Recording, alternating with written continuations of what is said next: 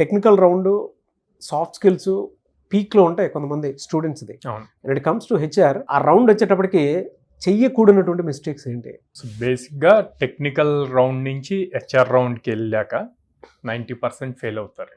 So వాళ్ళు ఒకటి over కాన్ఫిడెన్స్లో ఉంటారు, నేను టెక్నికల్గా స్ట్రాంగ్, హెచ్ఆర్ ఏముంది క్యాజువల్ రౌండ్, మన గురించి అడుగుతారు లేదా ప్యాకేజ్ నెగోషియేట్ చేస్తారు అన్న థాట్లో ఉంటారు అనమాట. అంటే హెచ్ఆర్ రౌండ్ అన్నది చాలా ఇంపార్టెంట్ అన్నది వాళ్ళు ఫీల్ అవ్వాలి. ఆ మినిమం రీసెర్చ్ కూడా చేయరు అనమాట.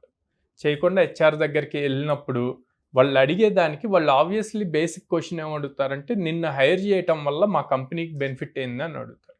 కంపెనీకి బెనిఫిట్ ఏమొస్తుంది అని చెప్పాలి అంటే ముందు అసలు కంపెనీలో ఏం జరుగుతుందో తెలియాలి కదా, ఏ టైప్ ఆఫ్ ప్రాజెక్ట్స్ చేస్తున్నారో తెలియాలి కదా. So proper communication and attitude, behaviour, హెచ్ఆర్తో ఎలా బిహేవ్ చేయాలి అని చెప్పి కొన్ని స్కిల్స్ నేర్పిస్తారు. అవి గనక నేర్చుకుంటే గనక ఇంకా ఈజీ అవుతుంది. సో అలాంటి సాఫ్ట్ స్కిల్స్తో పాటు అన్నీ నేర్చుకుందాము అనుకునేటువంటి స్టూడెంట్స్ చాలామంది ఉన్నారు. వాళ్ళకి మీరు ఎన్ని అవకాశాలు కల్పిస్తారు? మీ దగ్గర ఎన్ని కంపెనీస్ ఉన్నాయి? మిమ్మల్ని ఎలా అప్రోచ్ అవ్వాలి?